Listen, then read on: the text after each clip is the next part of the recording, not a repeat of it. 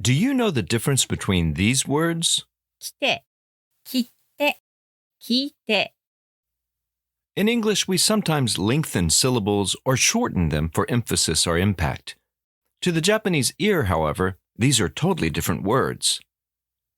In the upcoming June issue of Makoto magazine, we play with this in the beginner story regarding the words 湿気、 humidity and 死刑、 death penalty. Yes, these are very different words, even if the English speaker finds them frustratingly similar. Back to today's lesson. Let's start with 来て、 these words have two mora or beats, ki and te. 来て、 Come, 来て、 where, or arrive. The pitch accent is different too. Come 来て、 starts high and where 来て、 starts low. This is helpful to know, but most importantly, and for today's purpose, just remember that there are only two beats, ki and te. Now let's look at 切って、 these words have a small tsu, like a hiccup between sounds, that lasts one mora beat. Therefore, there are three moras. Ki, te. 切って、 Postage stamp. 切って、 Cut. These two words also have different pitch accents. Cut 切って、 starts high and postage stamp 切って、 starts low. Lastly, let's look at 聞いて、 this word has a long vowel that is three mora long. Ki, I, te. 聞いて、 Listen. Let's review before we start practicing.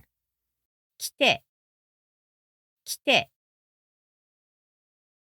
来て、来て、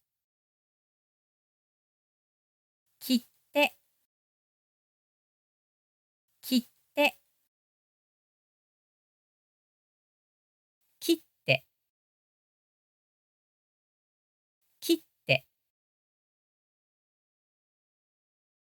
聞いて、聞いて、 Practice 1. Listen to the sentences. Which pattern is it? Can you figure it out? セーターを着てください。セーターを着てください。セーターを着てください。切手を買ってください。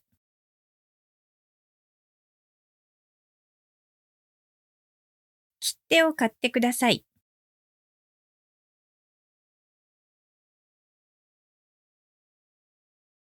切手を買ってください。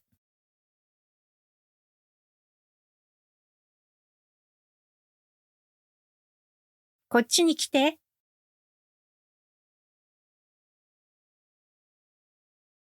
こっちに来て。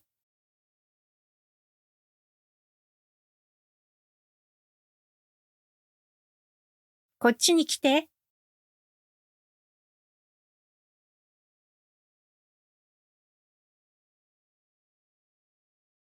音楽を聴いてください。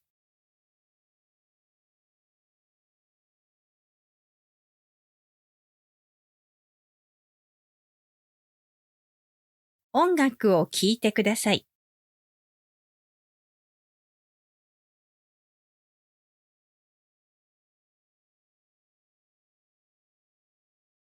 音楽を聴いてください。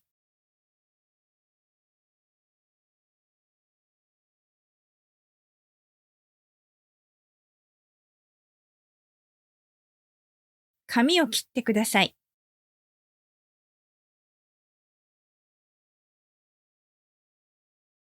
髪を切ってください。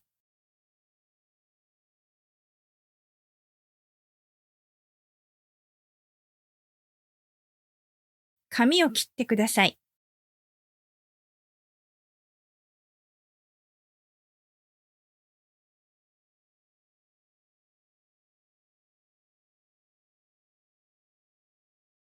Practice 2. Words.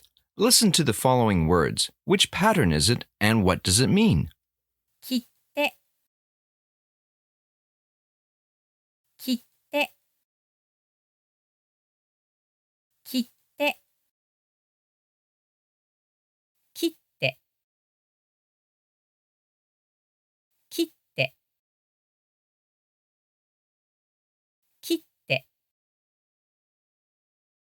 て、来て、来て、来て、来て、来て、聞いて、聞いて、聞いて。